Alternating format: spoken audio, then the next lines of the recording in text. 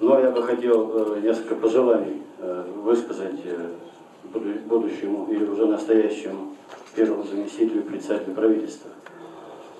К сожалению, он не упомянул, или вы, уважаемый Геннадий Валерьевич, не упомянули об обрабатывающей промышленности в своем выступлении. А это отрасли с высокой добавленной стоимостью, и именно в этом движении будущее республики, будущее экономики и, естественно, всех других отраслей нашей жизнедеятельности. Поэтому вот такое пожелание уделить большего внимания. У нас падает удельный вес обработки в обороте организации, к сожалению.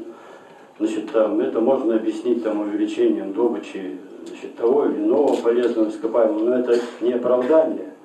Значит, надо предпринимать правительству дополнительные усилия по созданию новых обрабатывающих, нефтепереработка, расширению газопереработки, лесопереработки, увеличению объемов гранильной, ювелирной отраслей промышленности. Значит, и, естественно, стремиться к тому, чтобы этот удельный вес приближался хотя бы к 40, ближайшей задаче, к 40% от общего объема.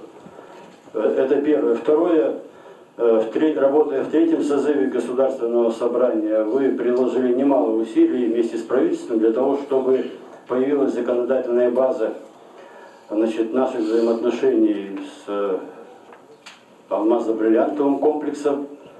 Елтумен принимал ряд законов о развитии алмазообрабатывающей промышленности.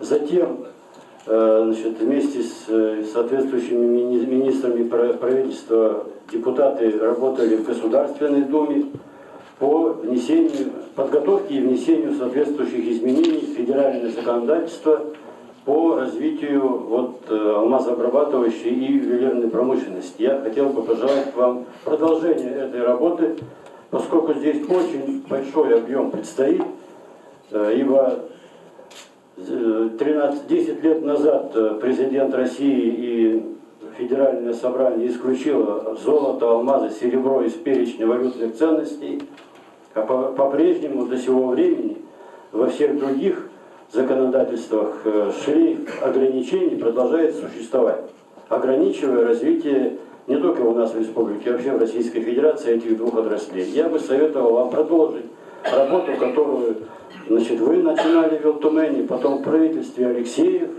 продолжил Алексей Александрович, и хотелось бы, чтобы вы тоже активно эту работу продолжили.